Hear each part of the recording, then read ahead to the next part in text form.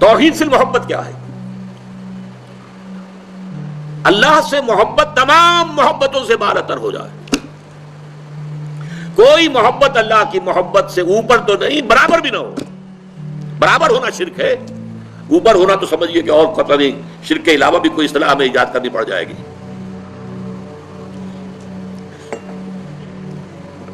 سورہ بقرہ میں فرمایا وَمِنَ النَّاسِ مَن يَتَّخِذُ مِن دُونِ اللَّهِ أَندَادًا يُحِبُّونَهُم كَحُبِّ اللَّهِ وَالَّذِينَ آمَنُوا أَشَدُّ حُبًّا لِلَّهِ.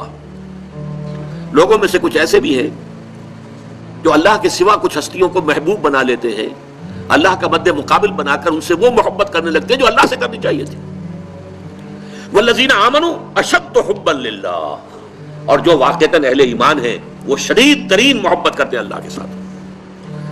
تو قرآن یہ نہیں کہتا کہ آپ والدین سے محبت نہ کریں، کرو، لیکن والدین کی محبت اللہ کی محبت کے برابر نہ ہو جائے، اس سے بڑھ نہ جائے. اولاد سے محبت کرو، اولاد کی محبت اللہ کی محبت سے بڑھ نہ جائے. دیکھیے یہ محبتوں کا امتحان ابراہیم سے اللہ نے کیسے کیسے لیا تھا. وَإِذِ ابْتَلَىٰ إِبْرَاهِيمَ رَبُّهُ بِكَلِمَاتٍ فَأَتَمَّهُنَّ قَالَ إِنِّي جَاعِلُكَ لِلنَّاسِ إِمَامًا. کیسے کیسے امتحانوں میں سے پاس ہونے کے بعد پھر وہ مرحلہ آیا کہ اللہ نے فرمایا ابراہیم میں تمہیں تمام نوع انسانی کا امام بناتا ہوں. والدین کو چھوڑا اللہ کے لیے، دربار چھوڑا اللہ کے لیے. بادشاہ کے دربار میں آنکھوں میں آنکھیں ڈال کر مناظرہ کیا کہ نہیں کیا؟ بادشاہ جو ہے وہ مرعوب نہیں کر سکا. فَبُہِتَ الَّذِي كَفَرَ، بلکہ جو مناظرہ ہوا ہے تو بادشاہ جو تھا نمرود وہ مبہوت ہو کر رہ گیا. اپنی جان کو اللہ سے، اللہ کی محبت سے زیادہ نہیں سمجھا. آگ میں کود گئے کہ نہیں؟ بے خطر کود پڑا آتش نمرود میں عشق. عقل ہے محو تماشائے لب بام ابھی. پھر اپنے ملک کی محبت پر اللہ کی محبت کو ترجیح دی، ملک چھوڑ دیا، ہجرت کی.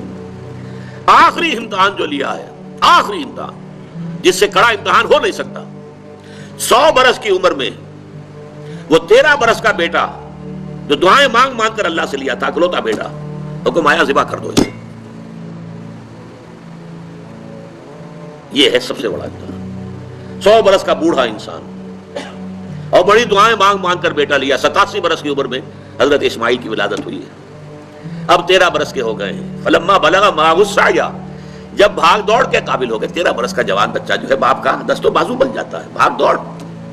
اس لیے آتا ہے نا کہ ابراہیم اور اسماعیل دونوں تھے جو بیت اللہ کی تعمیر کر رہے تھے. وَإِذْ يَرْفَعُ إِبْرَاهِيمُ الْقَوَاعِدَ مِنَ الْبَيْتِ وَإِسْمَاعِيلُ، اس اسماعیل کے بارے میں انی ارا فی المنام انی اصبحک فانظر ماذا تری. اے میرے بچے میں دیکھ رہا ہوں خواب میں، بار بار یہ خواب آ رہا ہے کہ میں تمہیں ذبح کر رہا ہوں. اور اس کے لیے چھری پھیر دی. یہ تو اللہ تعالیٰ نے جو ہے قد صدقت الرؤیا انا کذالک نجزی المحسنین. اللہ تعالیٰ نے کہا بس بس، امتحان ہمیں لینا تھا، وہ امتحان پورا ہو گیا. یہ ہے محبت، توحید فی المحبت.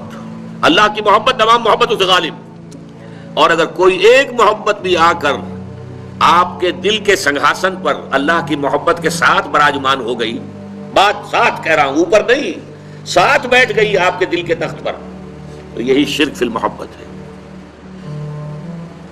اب دیکھیے یہ تو میں نے انڈیویجول لیول پر آپ سے بات کی. اب آئیے اجتماعی سطح پر، بلکہ اسی ضمن میں ایک آیت اور سن لیجئے. اللہ کی محبت کے ساتھ جڑی ہوئی محبت ہے اللہ کے رسول کی محبت. اور پھر تیسری محبت ہے اللہ کی راہ میں جہاد کی محبت. اب توحید فی المحبت کے لیے سورہ توبہ کی آیت نمبر 24 جو ہے وہ لرزا دینے والی بھی ہے اور بہت جامع بھی ہے.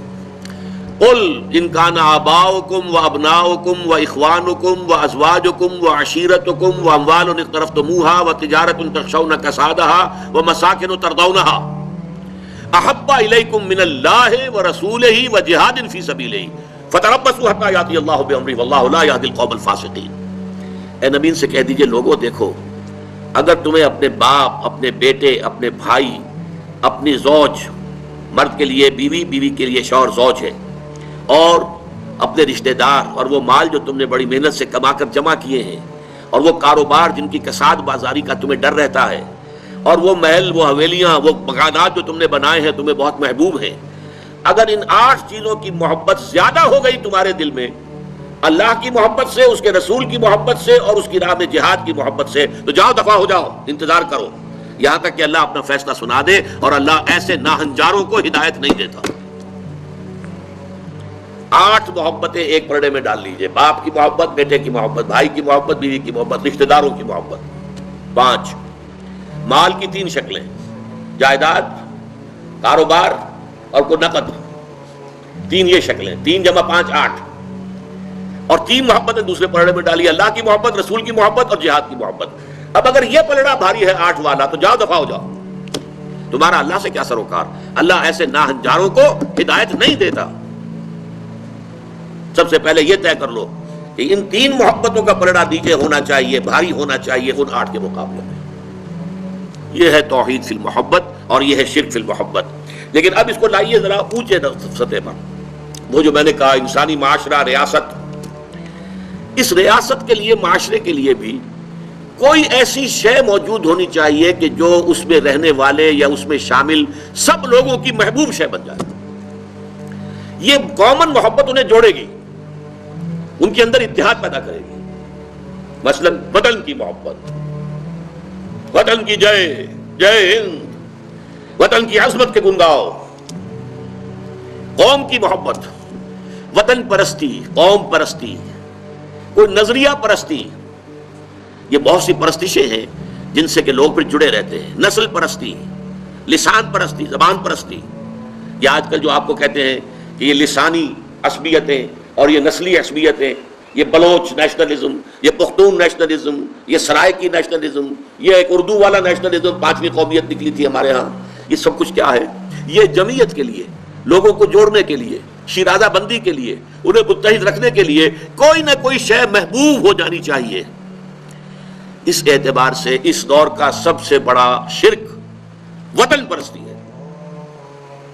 لیکن پھر دیکھیے، میں بات آپ سے عرض کر رہا ہوں، علماء کرام اس کو نہیں پہچان پائے. اس کو پہچانا ہے تو علامہ اقبال نے پہچانا ہے. اس دور میں اور ہے، جام اور ہے، جم اور، ساقی نے بنا کی روش لطف و ستم اور، تہذیب کے آزر نے ترشوائے صنم اور، مسلم نے بھی تعمیر کیا اپنا حرم اور، ان تازہ خداؤں میں بڑا سب سے وطن ہے، جو پیرہن اس کا ہے وہ مذہب کا کفن ہے. نظارہ دیرینہ زمانے کو دکھا دے، اے مصطفی خاک میں اس بت کو ملا دے. یہ وطن پرستی شرک، اس دور کا سب سے بڑا شرک. نیشنلزم جو ہے وہ لوگوں کو جمع کرنے والی شے ہے. ہماری قوم، ریشیل نیشنلزم بھی ہوتا ہے، نسلی قومیت. اور آج کل نیشنلزم جو ہے وہ علاقائی ہوتا ہے، ٹیریٹوریل نیشنلزم. ایک ملک میں رہنے والے جو ہے اس کو سب ایک قوم ہے اور اپنے ملک سے محبت سب سے اوپر کر دے. یہ ہے در حقیقت علامہ اقبال نے جس کو کہا کہ وطن ایک تو ہے وطن سے محبت ہونا، وہ ٹھیک ہے، حب الوطن من الایمان حدیث ہے. گفتار نبوت میں وطن اور ہی کچھ ہے اور گفتار سیاست میں وطن اور ہی کچھ ہے. وطن جب آتا ہے ایک پولیٹیکل کانسیپٹ کی حیثیت سے تو معبود بنتا ہے. اس معبود کی ایک نماز ہے. آپ کھڑے ہو جاتے ہیں، ترانہ پڑھا جا رہا ہے اور آپ کھڑے ہیں جھکے ہوئے، سر جھکا کر کھڑے ہیں. یہ قنوت جو ہے یہ کس کے لیے ہو رہا ہے؟ وطن کے دیوتا کے لیے ہو رہا ہے. وطن کے دیوتا کا ایک اور ہے سلامی، جھنڈے کو سلامی دی جا رہی ہے. جھنڈا وہ علامت ہے آپ کے وطن کی. آپ کے علم میں ہوگا، میں اس ترانے کے پڑھے جانے کے وقت کھڑا نہیں ہوتا اور اس سے بڑی کنٹروورسیز بھی ہوئی ہیں، مجھے بڑی تلخ باتیں بھی سننی پڑی ہیں. لیکن میں یہ سمجھتا ہوں کہ در حقیقت یہ وطن کی نماز ہے، وطن کی حمد ہو رہی ہے، وطن کے اور ترانے گائے جا رہے ہیں. در حقیقت یہ اجتماعی سطح پر پولیٹیکل سائنس کے اعتبار سے آج وطن جو ہے وہ جو ہے ایک معبود کی شکل اختیار کر گیا ہے.